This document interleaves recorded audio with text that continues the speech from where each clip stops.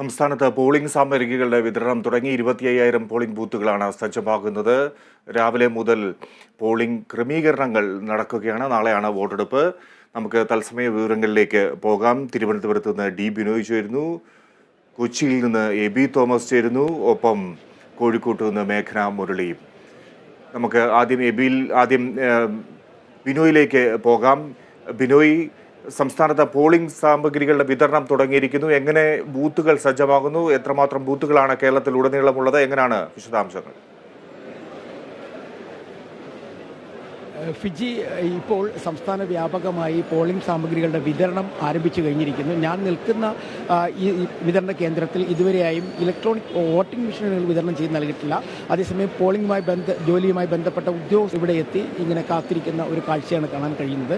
23,269 ബൂത്തുകളാണ് സംസ്ഥാനത്ത് ആകമാനം സജ്ജമാക്കിയിട്ടുള്ളത്. ഒപ്പം ഏകദേശം 32,000-ത്തിലധികം വരുന്ന ഇലക്ട്രോണിക് വോട്ടിംഗ് മെഷീനുകളും സജ്ജമാക്കിയിട്ടുണ്ട്. ഇവ എല്ലാം തന്നെ പരിശോധിക്കുന്ന ജോലികൾ ഒരാഴ്ച മുമ്പ് പൂർത്തിയാവുകയും ചെയ്യും.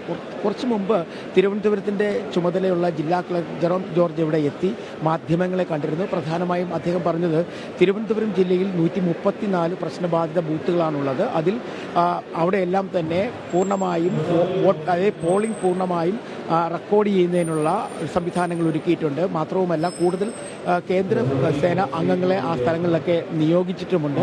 അത്തരത്തിൽ സുരക്ഷാ ക്രമീകരണങ്ങൾ തിരുവനന്തപുരത്ത് സജ്ജമാക്കിയിട്ടുണ്ട്. കൊല്ലത്തും ഇത്തരത്തിലാണ്. കൊല്ലത്തും പോളിംഗ് സാമഗ്രികളുടെ വിതരണം തുടങ്ങിക്കഴിഞ്ഞിരിക്കുന്നു. പത്തനംതിട്ടയിലും വിതരണം ആരംഭിച്ചിട്ടുണ്ട്. തെക്കൻ കേരളത്തിലെല്ലാം തന്നെ പോളിംഗിന് വേണ്ടിയുള്ള ഉദ്യോഗസ്ഥന്മാരെ അതത് പോളിംഗ് സ്റ്റേഷനിലേക്ക് വിടുന്നതിന് വേണ്ടിയുള്ള ജോലികൾ തുടങ്ങിക്കഴിഞ്ഞിരിക്കുന്നു എന്ന് നമുക്ക് പറയാൻ കഴിയും. മാത്രമല്ല ഇത്തവണ വലിയ തരത്തിലുള്ള ക്രമീകരണങ്ങളാണ് തെരഞ്ഞെടുപ്പ് കമ്മീഷൻ ഏർപ്പെടുത്തിയിരിക്കുന്നത്. പ്രത്യേകിച്ചും ഈ ഭിന്നശേഷിക്കാർക്ക് വേണ്ടിയുള്ള സൗഹൃദ ബൂത്തുകളുണ്ട്, പോളിംഗ് ബൂത്തുകളുണ്ട്. അതുപോലെ തന്നെ സ്ത്രീ സൗഹൃദ ബൂത്തുകളുണ്ട്. അതായത് സ്ത്രീകൾ മാത്രം നിയന്ത്രിക്കുന്ന പോളിംഗ് ബൂത്തുകളുണ്ടാവും. അത്തരത്തിലൊക്കെ തന്നെ കൂടുതൽ ആളുകളെ വോട്ടിങ്ങിന് അല്ലെങ്കിൽ വോട്ട് ചെയ്യുന്നതിന് വേണ്ടി അവരെ ആകർഷിക്കുന്നതിന് വേണ്ടിയുള്ള എല്ലാ ക്രമീകരണങ്ങളും ഇലക്ഷൻ കമ്മീഷന്റെ ഭാഗത്തുനിന്നുണ്ടായിട്ടുണ്ട്. ഏറ്റവും കൂടുതൽ പ്രശ്നമുണ്ടാകാൻ സാധ്യതയുള്ള വയനാട് ജില്ലയിൽ കഴിഞ്ഞ ദിവസങ്ങളിലൊക്കെ തന്നെ വയനാട് ജില്ലയിൽ തീവ്രവാദി അല്ലെങ്കിൽ മാവോയിസ്റ്റ് വിഭാഗങ്ങളുടെയൊക്കെ ഭീഷണി ഉണ്ടായിരുന്നു. അതൊക്കെ നിലനിൽക്കുന്ന സ്ഥലങ്ങളിൽ കൂടുതൽ കേന്ദ്രസേന അംഗങ്ങളെ നിയോഗിച്ചുകൊണ്ടുള്ള ശക്തമായ സുരക്ഷാ ക്രമീകരണങ്ങളും സജ്ജമാക്കിയിട്ടുണ്ട്. നിലവിൽ ഇതുവരെ ഈ തെരഞ്ഞെടുപ്പുമായി ബന്ധപ്പെട്ടോ അല്ലെങ്കിൽ കൊട്ടിക്കലാശവുമായി ബന്ധപ്പെട്ട കാര്യമായ തരത്തിലുള്ള അക്രമ സംഭവങ്ങളോ ഒന്നും തന്നെ റിപ്പോർട്ട് ചെയ്തിട്ടില്ല എന്നുള്ളതാണ് ഏറ്റവും വലിയ പ്രത്യേകത. ഇന്നലെ ഉണ്ടായത് കൊല്ലത്ത് മാത്രം രണ്ട് സ്ഥലങ്ങളിൽ ചില അനിഷ്ട സംഭവങ്ങളുടെ, പ്രത്യേകിച്ച് പത്തനാപുരത്തും കരുനാഗപ്പള്ളിയിൽ UDF LDF പ്രവർത്തകർ തമ്മിൽ ഏറ്റുമുട്ടിയതിനെ തുടർന്ന് അവിടുത്തെ MLA ആയ മഹേഷിന് തലയ്ക്ക് പരിക്ക് പറ്റിയിരുന്നു. പത്തനാപുരത്തും ഇങ്ങനെ ഇരു വിഭാഗങ്ങൾ തമ്മിൽ ഏറ്റുമുട്ടിയിരുന്നു. അല്ലാതെ മറ്റ് അനിഷ്ട സംഭവങ്ങളൊന്നും തന്നെയില്ല. മലപ്പുറത്തും ചെറിയ തോതിലുള്ള സംഘർഷങ്ങൾ മാത്രമാണ് ഉണ്ടായിരുന്നത്.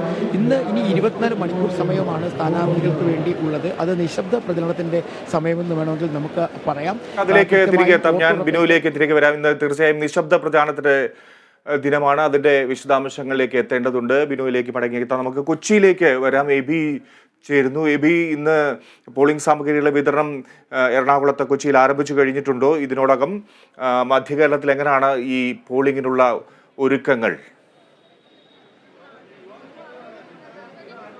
ഫിജി, പോളിംഗ് സാമഗ്രികളുടെ വിതരണം വിവിധ കേന്ദ്രങ്ങളിലായി എറണാകുളം ജില്ലയിൽ പുരോഗമിച്ചുകൊണ്ടിരിക്കുകയാണ്. എറണാകുളത്ത് 14 ഇടങ്ങളിലാണ് ഇത്തരത്തിൽ കേന്ദ്രങ്ങൾ സജ്ജീകരിച്ചിരിക്കുന്നത്. എറണാകുളത്ത് 2 മണ്ഡലങ്ങളാണ് എറണാകുളം ജില്ലയെ സംബന്ധിച്ചുള്ളത്. ഒന്ന് എറണാകുളം ലോക്സഭാ മണ്ഡലം, ഒപ്പം തന്നെ മറ്റൊന്ന് ചാലക്കുടി ലോക്സഭാ മണ്ഡലമാണ്.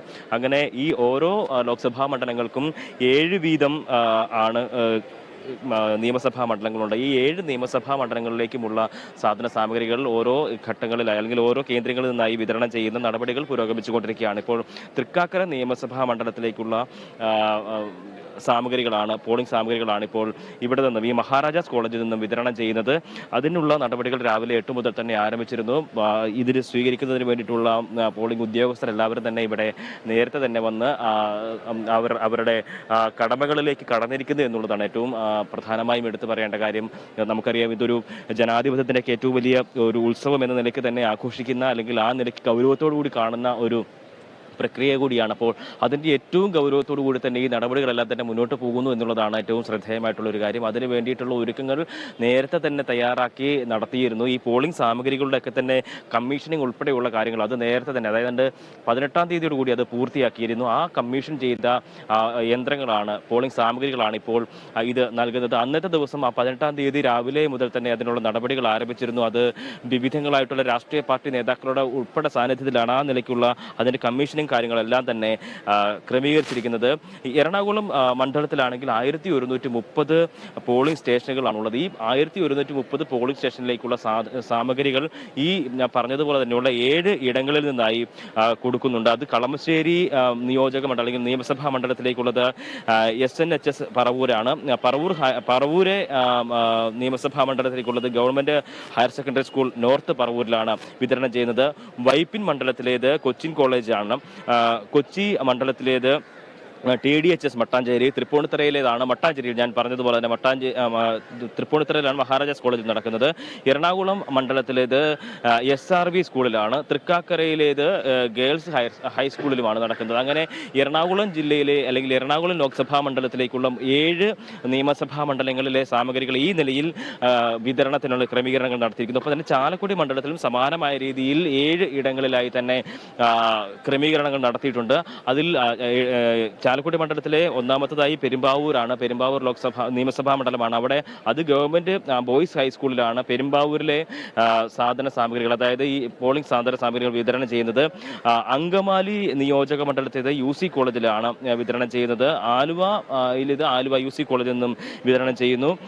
ഒപ്പം തന്നെ കുന്നത്തുനാട് മണ്ഡലത്തിലേത് ആശ്രമം ഹൈസ്കൂൾ പെരുമ്പാവൂർ, അവിടെ നിന്നുമാണ് ഈ ഇലക്ഷൻ സാധനങ്ങൾ വിതരണം ചെയ്തത്. കയ്പമംഗലം മണ്ഡലത്തിലേത് സെന്റ് ജോസഫ് ഹൈസ്കൂൾ മതിലകത്താണ്. ചാലക്കുടിയിലേത് കാർമൽ ഹയർ സെക്കൻഡറി സ്കൂൾ ചാലക്കുടിയാണ്. കൊടുങ്ങല്ലൂരിലേത് P Bhaskaran memorial government higher secondary school. അങ്ങനെ 14 ഇടങ്ങളിലാണ് ഇത്തരത്തിൽ സാധന സാമഗ്രികൾ, തെരഞ്ഞെടുപ്പ് സാധന സാമഗ്രികൾ വിതരണം ചെയ്യുന്നതിനുള്ള ക്രമീകരണങ്ങൾ ഏർപ്പെടുത്തിയിരിക്കുന്നത്. അങ്ങനെ ഈ നിലയിലുള്ള തിരക്ക് എല്ലായിടത്തും തന്നെ ഉണ്ട് എന്നുള്ളതാണ്. ഒപ്പം തന്നെ ഇതിനോടൊക്കെ ഒപ്പം തന്നെ ഇതുമായി ബന്ധപ്പെട്ട് ഇത്തരത്തിൽ ഉദ്യോഗസ്ഥരെ ക്രമപ്പെടുത്തും. ഒപ്പം തന്നെ റിസർവ്ഡ് ആയിട്ട് 900-ഓളം വരുന്ന ഉദ്യോഗസ്ഥരെയും ഇതിനായി നിയോഗിച്ചിട്ടുണ്ട്. അവരും ഈ ഘട്ടത്തിൽ തന്നെ ഇതോടൊപ്പം തന്നെ ചേരുന്ന ഒരു സാഹചര്യം കൊണ്ടിട്ടുണ്ട്. കാരണം ഏതെങ്കിലും തരത്തിൽ എന്തെങ്കിലും തരത്തിലുള്ള ബുദ്ധിമുട്ടുകൾ ഉണ്ടായിരുന്നാൽ ഇലക്ഷന്റെ നടപടിക്രമങ്ങൾക്ക് ഒരു തരത്തിലുള്ള ഭംഗവും ഉണ്ടാകാൻ പാടില്ല. ആ നിലയ്ക്കുള്ള ക്രമീകരണങ്ങളാണ് അത്തരത്തിൽ റിസർവ് ഉദ്യോഗസ്ഥരെ കൂടി ഉൾപ്പെടുത്തിയിട്ടുള്ളത്. അത് 900-ഓളം ആളുകളാണ് ഇവിടെ പ്രധാനമായും ക്രമീകരിച്ചിരിക്കുന്നത്. ഒപ്പം തന്നെ ഈ 1130 പോളിംഗ് സ്റ്റേഷനിലേക്കുള്ള സാധനങ്ങൾ അത് നമ്മൾ സാധാരണ കാണുന്നത് പോലെ അല്ലെങ്കിൽ നമ്മൾ വിചാരിക്കുന്നത് പോലെ ഈ പോളിംഗ് മെഷീനും ഒപ്പം VVPAറ്റും അത് മാത്രമല്ല, ബാക്കി അതിനോടൊപ്പം കാർബൺ പേപ്പർ ഉൾപ്പെടെയുള്ള കാര്യങ്ങൾ ഇതുമായി ബന്ധപ്പെട്ട് ഉണ്ട്. അത് ഇലക്ഷൻ കമ്മീഷൻ നൽകുന്ന സാധനങ്ങൾ മാത്രമേ അവിടേക്ക് എത്തിക്കാൻ കഴിയുകയുള്ളൂ. ഇത് അല്പസമയമെടുക്കുന്ന ഒരു പ്രോസസ്സ് കൂടിയാണ്. കാരണം ഈ സാധനങ്ങളെല്ലാം തന്നെ ഇവർ കൈപ്പറ്റിയ ശേഷം ഇതെല്ലാം തന്നെ കൃത്യമാണെന്ന് അവർ തന്നെ പരിശോധിക്കുകയും ഉറപ്പുവരുത്തിയ ശേഷം മാത്രമേ അവർക്ക് അവർക്കായി നിശ്ചയിച്ചിരിക്കുന്ന ഓരോ സ്ഥലങ്ങളിലേക്ക് പോകാൻ വേണ്ടി കഴിയുകയുള്ളൂ. ആ നിലയ്ക്ക് ഓരോ ബൂത്തുകളിലേക്കും പ്രത്യേകമായിട്ടുള്ള വാഹനങ്ങൾ തയ്യാറാക്കിയിട്ടുണ്ട്.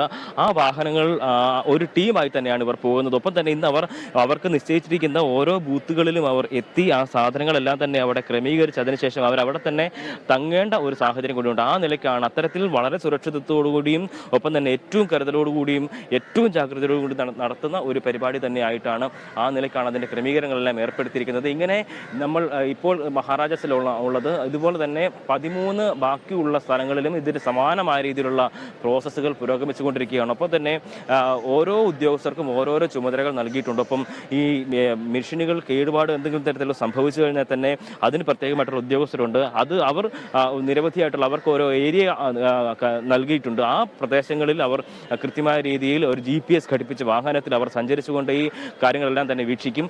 അവിടെ ഏതെങ്കിലും തരത്തിലുള്ള ഏതെങ്കിലും ബൂത്തുകളിൽ പ്രശ്നങ്ങൾ ഉണ്ടായിക്കഴിഞ്ഞാൽ അവിടുത്തെ റിട്ടേണിംഗ് ഓഫീസർ അല്ലെങ്കിൽ അവിടുത്തെ ആ പ്രിസൈഡിംഗ് ഓഫീസർ ഈ ഉദ്യോഗസ്ഥരുമായിട്ടാണ് ബന്ധപ്പെടുക. അവർ അതിനുശേഷം കളക്ടറുടെ നിർദ്ദേശത്തെ തുടർന്ന് മെഷീനുകൾ എന്തെങ്കിലും തരത്തിൽ കേടുപാട് സംഭവിച്ചാൽ അത് മാറ്റി സ്ഥാപിക്കുന്നത് ഉൾപ്പെടെയുള്ള നടപടികളിലേക്ക് കടക്കാൻ അവർക്ക് കഴിയും.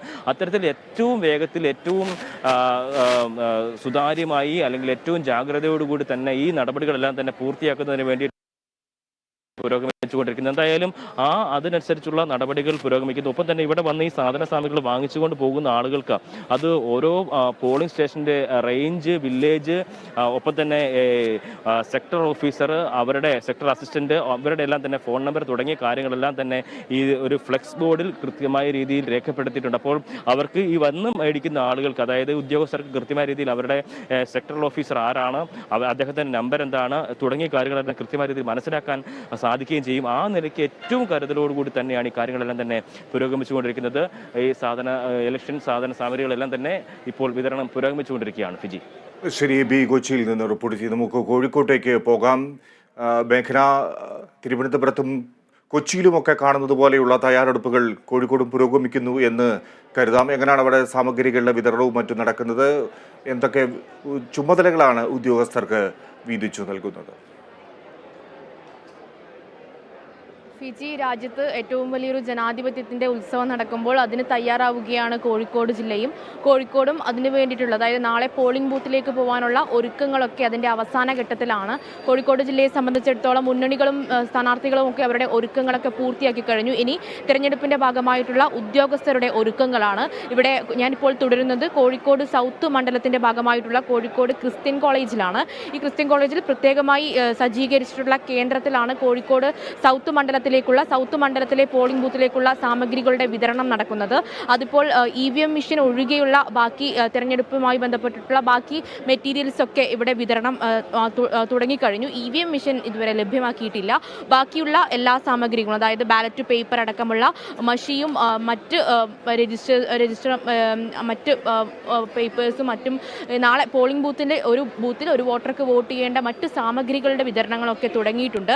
അത് നമ്മളിപ്പോൾ ദൃശ്യങ്ങളിൽ കാണുന്നത് തിരഞ്ഞെടുപ്പിന്റെ ഭാഗമായിട്ടുള്ള ഉദ്യോഗസ്ഥർ അത് സജ്ജീകരിക്കുന്നതാണ്. അതായത് പ്രത്യേക ഘട്ടങ്ങളായി ഓരോ ബൂത്തിലേക്കുമുള്ള സാമഗ്രികൾ അത് സജ്ജീകരിക്കുന്ന ദൃശ്യങ്ങളാണ് നമ്മൾ കണ്ടുകൊണ്ടിരിക്കുന്നത്. ഇതിൽ അതായത് ഇലക്ട്രോണിക് വോട്ടിംഗ് മെഷീൻ ഒഴികെയുള്ള VVPAT ഒഴികെയുള്ള voters register, voters slip, voter പട്ടികകൾ, ബാലറ്റ് പേപ്പറുകൾ, അങ്ങനെ ഡമ്മി ബാലറ്റ് യൂണിറ്റ്, 27 ഇനം കവറുകൾ, 27 ഇനം സ്റ്റേഷനറി സാധനങ്ങൾ, സീലുകൾ, അങ്ങനെയുള്ള സാധനങ്ങളാണ് ഇപ്പോൾ വിതരണം കഴിഞ്ഞിരിക്കുന്നത്. അത് ഓരോ ഗ്രൂപ്പുകളായിട്ട്, അതായത് നമ്മൾ ഈ കാണുന്ന ഗ്രൂപ്പുകളൊക്കെ ഓരോ ബൂത്തിലേക്കുള്ളതാണ്. കോഴിക്കോട് സൗത്ത് മണ്ഡലത്തിലെ ഓരോ ബൂത്തിലേക്കുമുള്ള സാമഗ്രികളുടെ വിതരണമാണ് നടന്നുകൊണ്ടിരിക്കുന്നത്. അതിനുശേഷം, അതായത് കോഴിക്കോട് ജില്ലയിലെ വിവിധ ഭാഗങ്ങളിൽ ഇതുപോലെ 13 കേന്ദ്രങ്ങൾ സജ്ജീകരിച്ചിട്ടുണ്ട്. ആ 13 കേന്ദ്രങ്ങളിൽ വടകര 5 കേന്ദ്രവും കോഴിക്കോട് ലോക്സഭാ മണ്ഡലത്തിൽ 7 കേന്ദ്രവുമാണ് സജ്ജീകരിച്ചിരിക്കുന്നത്. മാത്രമല്ല വയനാട് ലോക്സഭാ മണ്ഡലത്തിലേക്കുള്ള ഒരു തിരുവമ്പാടിയിൽ ഒരു കേന്ദ്രം സജ്ജീകരിച്ചിട്ടുണ്ട്. ഇവിടെ നിന്നാണ് വ്യത്യസ്ത പോളിംഗ് ബൂത്തുകളിലേക്ക്, അതായത് വിവിധങ്ങളായിട്ടുള്ള പോളിംഗ് ബൂത്തുകളിലേക്ക് സാമഗ്രികൾ ശേഖരിക്കുന്നത്. അതിനുള്ള അതായത് രാവിലെ ഒരു 7:30 മണിക്ക് മുതൽ ഇവിടെ പോളിംഗ് ഉദ്യോഗസ്ഥർ, അതായത് തിരഞ്ഞെടുപ്പുമായി ബന്ധപ്പെട്ട ഉദ്യോഗസ്ഥർ എത്തിക്കഴിഞ്ഞിരുന്നു. ശേഷം അല്പസമയത്തിന് മുമ്പാണ് ഈ ഒരു വിതരണം ആരംഭിച്ചത്, ഇതിന്റെ ക്രമീകരണങ്ങൾ ആരംഭിച്ചത്. അതിനുശേഷം ഇവിടെ നിന്ന് ഈ സാധനങ്ങൾ ശേഖരിച്ചുകൊണ്ട് പ്രത്യേകം തയ്യാറാക്കിയ വാഹനത്തിലാണ് അകമ്പടിയോടുകൂടി, അതായത് സായുധ സേനയുടെ അകമ്പടിയോടുകൂടിയുള്ള വാഹനത്തിലാണ് ഇവർ പോളിംഗ് ബൂത്തിലേക്ക് പോവുക. ഈ പോളിംഗ് ബൂത്തിൽ ഈ സാധനങ്ങൾ ക്രമീകരിക്കുന്ന ഒരു സാഹചര്യം ഉണ്ടാകും. അതിനുശേഷം, അതായത് ഇവിടെ ഇപ്പോൾ നമ്മൾ കാണുന്നത് ഇതിൻ്റെയൊക്കെ ഒരു ഒരുക്കങ്ങൾ, അതായത് അവസാനഘട്ട ഒരുക്കങ്ങൾ. ശേഷം ഇവർക്ക് പോളിംഗ് ബൂത്തിലേക്ക് പോകേണ്ടതുണ്ട്, അവിടെ ക്രമീകരണങ്ങൾ നടത്തേണ്ടതുണ്ട് എന്നുള്ളതാണ്. ഇത് നേരത്തെ കളക്ടർ അടക്കമുള്ള ജില്ലാ ഭരണാധികാരിയായിട്ടുള്ള സ്നേഹിൽ കുമാർ സിംഗ് അടക്കമുള്ളവർ ഇതിൻ്റെ, അതായത് സുസജ്ജമാണ് ജില്ല, അല്ലെങ്കിൽ എല്ലാവിധ സുരക്ഷാ സംവിധാനങ്ങളും സുതാര്യമായിട്ടുള്ള നാളെ ഒരു വോട്ടിംഗ് ദിനത്തിലേക്ക് കടക്കേണ്ടതുണ്ട്, സുതാര്യമായിരിക്കേണ്ടതുണ്ട്. അതുകൊണ്ട് തന്നെ ഇതിന്റെ ഭാഗമായിട്ട് എല്ലാ സജ്ജീകരണങ്ങളും തയ്യാറായി കഴിഞ്ഞിട്ടുണ്ട്. വടകര ലോക്സഭാ മണ്ഡലത്തിലും ഇതുപോലെ തന്നെ കോഴിക്കോട് ജില്ലയിലെ വിവിധ ഭാഗങ്ങളിൽ, വിവിധ മണ്ഡലങ്ങളിൽ ഇതുമായി ബന്ധപ്പെട്ടിട്ടുള്ള വിതരണങ്ങൾ നടന്നുകൊണ്ടിരിക്കുകയാണ്. ഇവിടുത്തെ ഉദ്യോഗസ്ഥരൊക്കെ, അതായത് പ്രത്യേകമായിട്ട് ഡ്യൂട്ടി ചുമതല കൊടുത്തിട്ടുള്ള ഉദ്യോഗസ്ഥരൊക്കെ അത്രയും സുതാര്യമായി ഈ വോട്ടിംഗ് ദിവസത്തെ മാറ്റാനുള്ള പരിശ്രമത്തിലാണ്. മാത്രമല്ല ഇന്നലെ കൊട്ടിക്കലാശം അടക്കം ഈ കഴിഞ്ഞ 45 ദിവസങ്ങളും കോഴിക്കോട് ജില്ലയിൽ അത്ര ക്രമസമാധാന പ്രശ്നങ്ങളൊന്നും ഉണ്ടായിരുന്നില്ല. അത്രയും സമാധാനപരമായിട്ടുള്ള ഒരു തിരഞ്ഞെടുപ്പ് കാലഘട്ടം തന്നെയാണ് കടന്നു പോകുന്നത്. എന്നിരുന്നാലും വലിയ സുരക്ഷ ഇവിടെ ഒരുക്കിയിട്ടുണ്ട്. വിവിധങ്ങളായിട്ടുള്ള ബൂത്തുകൾ, അതായത് 28 ലക്ഷത്തിലധികം ജനങ്ങൾ കോഴിക്കോട് ജില്ലയിൽ നിന്ന് വോട്ടിങ്ങിന് അല്ലെങ്കിൽ നാളെ ഒരു ജനാധിപത്യ പ്രക്രിയയിൽ പങ്കാളികളാവുന്നുണ്ട്. വിവിധങ്ങളായിട്ടുള്ള ബൂത്തുകളുണ്ട്. അതിനു വേണ്ടിയിട്ടുള്ള സർവ്വ സജ്ജീകരണങ്ങളുമാണ് നമ്മൾ ഇവിടെ കണ്ടുകൊണ്ടിരിക്കുന്നത്. ഒരുക്കങ്ങൾ പുരോഗമിക്കുകയാണ്. സംസ്ഥാനം നാളെ പോളിംഗ് ബൂത്തിലേക്ക് നീങ്ങുന്നു. മേഘന, മറ്റൊരു കാര്യം, ഇന്ന് നിശബ്ദ പ്രചാരണത്തിന്റെ ദിനമാണ്. നമുക്കറിയാം ഒരു മാസത്തിലധികം നീണ്ട പരസ്യ പ്രചാരണത്തിന് ശേഷം നിശബ്ദ പ്രചാരണത്തിന് ദിനത്തിലേക്ക് ഇന്ന് എത്തിയിരിക്കുന്നു. വോട്ട് ഉറപ്പിക്കാനും അതുപോലെ തന്നെ പ്രമുഖ വ്യക്തികളെ കണ്ട് നേരിട്ട് വോട്ട് ചോദിക്കാനും ഒക്കെ സ്ഥാനാർത്ഥികൾ ഇന്ന് പരിശ്രമിക്കുന്ന ദിവസമാണ്. എങ്ങനെയാണ് നിശബ്ദ പ്രചാരണം പുരോഗമിക്കുന്നത്? സ്ഥാനാർത്ഥികളൊക്കെ ഏതൊക്കെ കേന്ദ്രങ്ങളിലുണ്ട് എന്നുള്ള വിവരമുണ്ടോ? ഫിജി, കഴിഞ്ഞ 45 ദിവസത്തെ ഒരു വലിയ സംഭവബഹുലമായിട്ടുള്ള പ്രചരണ പരിപാടികൾക്ക് ഇന്നലെ അവസാനിച്ചിരിക്കുകയാണ്, അല്ലെങ്കിൽ കൊട്ടിയൊഴിഞ്ഞിരിക്കുകയാണ്. അതിനുശേഷം ഇന്ന് നിശബ്ദ പ്രചരണ ദിവസത്തിനും സ്ഥാനാർത്ഥികൾ ഒട്ടും ഒരു വിശ്രമിക്കാനോ അല്ലെങ്കിൽ അങ്ങനെ രീതിയിലേക്ക് പോകുന്നില്ല. മറിച്ച് വലിയ രീതിയിൽ ഇനി അവസാനഘട്ട ഈ വോട്ട് ഉറപ്പിക്കാനുള്ള ഓട്ടപ്പാച്ചിലിൽ തന്നെയാണ് സ്ഥാനാർത്ഥികളെല്ലാം ഉള്ളത്. അതിലുള്ള അതായത് ഇനി കാണാൻ പറ്റാത്തവരെ ഒന്ന് കാണുക, അല്ലെങ്കിൽ കണ്ടവരെ ഒന്നുകൂടി കണ്ട് ഒന്ന് വോട്ട് ഉറപ്പിക്കുക, അങ്ങനെയുള്ള ലക്ഷ്യത്തിൽ തന്നെയാണ് സ്ഥാനാർത്ഥികളെല്ലാം ഉള്ളത്. മറ്റ് പൊതുയോഗങ്ങളോ പൊതുപരിപാടികളോ ഒന്നും എവിടെയും ഇല്ല. മറിച്ച് മാത്രമല്ല, കോഴിക്കോട് ജില്ലയിലുടനീളം ഒരു ഇന്നലെ 6 മണി തൊട്ട് നാളെ വരെ ഒരു നിരോധനാജ്ഞ പുറപ്പെടുവിച്ചിട്ടുണ്ട് സമാധാന പരിപാലനത്തിന്റെ ഭാഗമായി. അതുകൊണ്ട് തന്നെ മറ്റ് യോഗങ്ങളോ മറ്റ് പരിപാടികളോ ഒന്നും തെരഞ്ഞെടുപ്പ് ചട്ടത്തിന്റെ ഭാഗമായിട്ടൊന്നുമില്ല. പക്ഷേ കോഴിക്കോട് ലോക്സഭാ മണ്ഡലത്തിലാണെങ്കിലും വടകര ലോക്സഭാ മണ്ഡലത്തിലാണെങ്കിലും സ്ഥാനാർത്ഥികളൊന്നും വിശ്രമിക്കുന്നില്ല. അവർ തിരക്കിട്ട ചർച്ചകളിലും അല്ലെങ്കിൽ തിരക്കിട്ട വോട്ട് ചോദിക്കാനുള്ള ഒരു തയ്യാറെടുപ്പിലും ഒക്കെ പുരോഗമിച്ചുകൊണ്ടിരിക്കുകയാണ്. അതിൽ കോഴിക്കോട് ലോക്സഭാ മണ്ഡലത്തിലെ LDF സ്ഥാനാർത്ഥിയായിട്ടുള്ള എളമരം കരീം ഇന്ന് കോഴിക്കോട് തെരഞ്ഞെടുപ്പ് കമ്മിറ്റി ഓഫീസിൽ ഫോൺ-ഇൻ പരിപാടിയിലാണ്. അതായത് ഇനി അവസാനമായി ഒന്ന് കാണാൻ പറ്റാത്തവരെയും മറ്റും ഫോണിലൂടെ ബന്ധപ്പെട്ടുകൊണ്ട് ഫോണിലൂടെ വാട്സപ്പ് മെസ്സേജുകളിലൂടെയും ഫോണുകളിലൂടെയും ബന്ധപ്പെട്ട് അവരെ വോട്ട് ചോദിക്കാനല്ല അല്ലെങ്കിൽ അവസാനമായിട്ടൊന്ന് പറഞ്ഞു വെക്കാനുള്ള ഒരു തത്രപ്പാടിലാണ് എളമരം കരീം MP ഉള്ളത്. മാത്രമല്ല NDA സ്ഥാനാർത്ഥിയായിട്ടുള്ള MT രമേശ് ഇന്ന് മുഹമ്മദ് ബഷീറിന്റെ വീട്ടിൽ നിന്നാണ് പരിപാടികൾ ആരംഭിക്കുന്നത്.